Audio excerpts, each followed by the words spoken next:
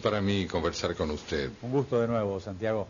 A principios de año, en su columna del diario La Nación, usted vaticinaba que era casi imposible esperar un cambio en el gobierno nacional para el presente 2009.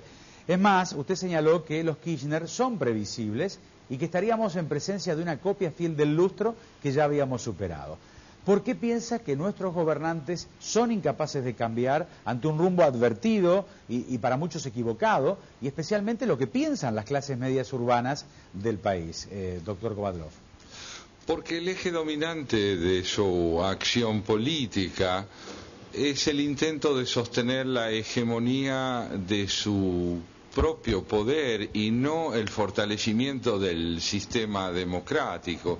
Si el interés estuviera puesto en el fortalecimiento del sistema, la convocatoria al diálogo hubiera tenido lugar hace ya mucho tiempo y hubiera contribuido a poner de manifiesto que el liderazgo de la presidenta estaba regido por un espíritu de concordia. Como esto no ha ocurrido, como la concordia no es la meta del despliegue de la acción política, este aislamiento, este abroquelamiento, diría yo, en la autosuficiencia, es un rasgo que se transformó muy pronto en una evidencia como característica dominante del modo de proceder en la concepción de la gestión política por parte del matrimonio gobernante.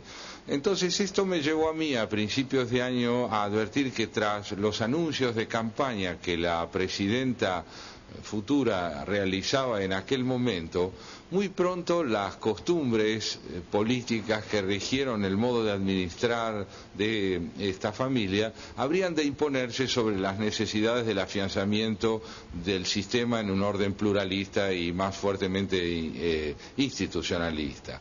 Por ese motivo me incliné a pensar que no era factible albergar la esperanza que en algún momento se despertó, que con el cambio de gobierno del presidente Kirchner a la presidenta Kirchner sobrevendría un ascenso cualitativo en el orden de la gestión política. Doctor Kovadlov, ¿cómo ve a la oposición? ¿Sigue inmutable o estos acercamientos entre figuras del viejo tronco radical o entre los peronistas disidentes le abren algún tipo de esperanza? Mire, creo que se está produciendo en la oposición una reacción acelerada ante la evidencia de la descomposición por la que atraviesa el oficialismo. Esta aceleración, creo yo, no es del todo positiva porque como no se ha trabajado sobre la base de la consistencia primordial de los acuerdos y no sobre la necesidad de derrotar al adversario, se diría que hay por el momento una evidencia inquietante, y es que la oposición está mucho más orientada a derrotar al oficialismo que interesada o yo diría instalada en la capacidad de gestar un programa de acuerdos que, más allá de las disidencias sectoriales, ponga de manifiesto un proyecto de políticas de Estado que tengan durabilidad y proyección en el transcurso del tiempo. Esto es lo deseable. Esto es lo deseable, pero no sé si por el momento es lo dominante. Doctor, algunas veces usted calificó la política argentina como una democracia simulada porque el votante necesita dejar que otro conduzca sin asumir responsabilidades. ¿Por qué nos pasa esto? A ver, ¿es por pereza, por falta de capacidad individual, por no sentirse parte de un todo como sería la nación? Sí, creo que esto último se acerca mucho a lo que pienso, en el sentido de que la escasa instrucción cívica de nuestra ciudadanía, esta muy frágil percepción de las condiciones de posibilidad del funcionamiento del sistema democrático, resulta justamente en la constitución de una verdadera valla perceptiva para entender cuáles son las necesidades dominantes de la nación en el orden de la construcción, digamos así, de un país mejor afianzado en un proyecto de largo plazo. Ahora, hay que entender también que la democracia ha decepcionado a la ciudadanía, y aun cuando sea el régimen preferible por la inmensa mayoría de los argentinos, no ha llegado a ser un régimen convincente hasta este momento por la instrumentación pavorosa que se ha hecho de la pobreza, del aplazamiento permanente de la resolución de las necesidades fundamentales que tiene la población, desde la necesidad de reinserción social a través de la cultura, la salud y el trabajo, hasta la posibilidad de participar en nuevos proyectos de construcción de la República que pongan de manifiesto la capacidad que tiene la Argentina de insertarse en el mundo del siglo XXI y no arrastrar de manera siempre irresuelta dilemas que parecen provenir del siglo XIX. Doctor, cuando analiza los movimientos del gobierno, usted habla de personalidades paranoides que ven complots, enemigos por todas partes, que toman las disidencias como asonadas destituyentes, y de esta forma el debate está claro queda cerrado.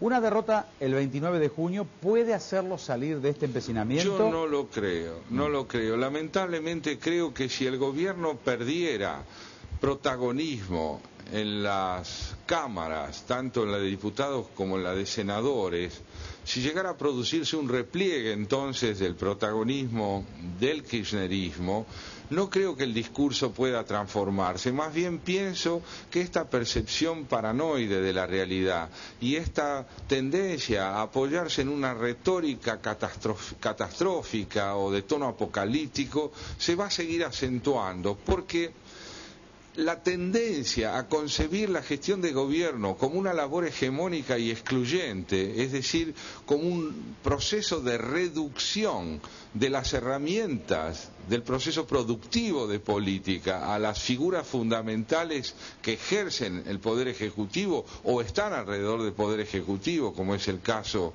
del expresidente, esta tendencia se va a reforzar. No, la necesidad primaria pareciera ser aquella que se ajusta a una sentencia, por cierto, irónica, de John Locke, el filósofo inglés, que decía: si la realidad no coincide con mis palabras, peor para la realidad. Doctor, el centenario de la Revolución de Mayo nos encontró en medio de una fiesta tirando la casa por la ventana, ¿no? Con obras de todo tipo que aún hoy se disfrutan. El bicentenario parece bastante diferente. La única obra planteada es la remodelación del edificio del Correo en la avenida Alem y nada más. ¿Cómo imagina ese día tan cercano para que solamente falta un año? ¿Qué balance haremos por entonces, doctor? Ojalá en ese momento podamos hacer un balance en el que la moderación sea la actitud dominante tanto en el gobierno como en la ciudadanía. La moderación, la posibilidad de llamarnos a la reflexión recíprocamente para entender por qué la Argentina ha seguido un proceso de profunda involución protagónica en el mundo contemporáneo. Fuimos a principios del siglo XX, sin duda alguna, uno de los países que producían modernidad.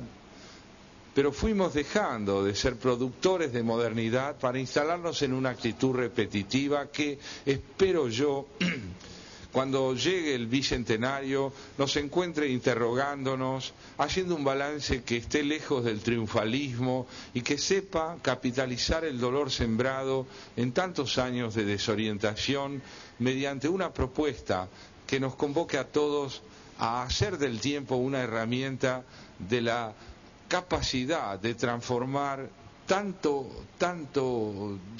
fracaso, tanta desarticulación de nuestro sistema político en algo que evidencie que tenemos capacidad de reconstruirnos. Santiago, al referirse usted al socialismo santafesino, señaló que transita su camino con paciencia, afirmando que sabe que le llegará su hora. ¿Usted lo ve al país maduro para un presidente, por ejemplo, como el doctor Hermes Wiener? ¿O, como ha señalado muchas veces, seguiremos un tiempo más bajo la conducción de un sistema caudillista? No sabría asegurar si el país está preparado para tener un presidente socialista como el doctor Wiener. Lo que sí creo es que el socialismo, pequeño como es en términos de su participación cuantitativa en el escenario político, ha tenido una línea de conducta muy interesante y ha evidenciado en la gestión de gobierno de la provincia de Santa Fe un enorme interés por el bien común. Me parece que son valores muy dignos de ser rescatados en el momento en que buscamos con la mirada, con el corazón, con el espíritu de solidaridad que tiene que impulsar a los argentinos a preguntarse cómo organizarnos mejor, que hay en Santa Fe hombres y mujeres que han demostrado, no solo que prometen, que han demostrado que tienen una muy interesante disposición para administrar con eficacia y con seriedad las cuestiones de Estado. Doctor, le vamos a proponer una pausa muy breve si tiene la amabilidad de aguardarnos. ¿Puede ser? ¿Cómo no? Encantado. Gracias, muy amables. Volvemos con el doctor Santiago Kovadlov, imperdible.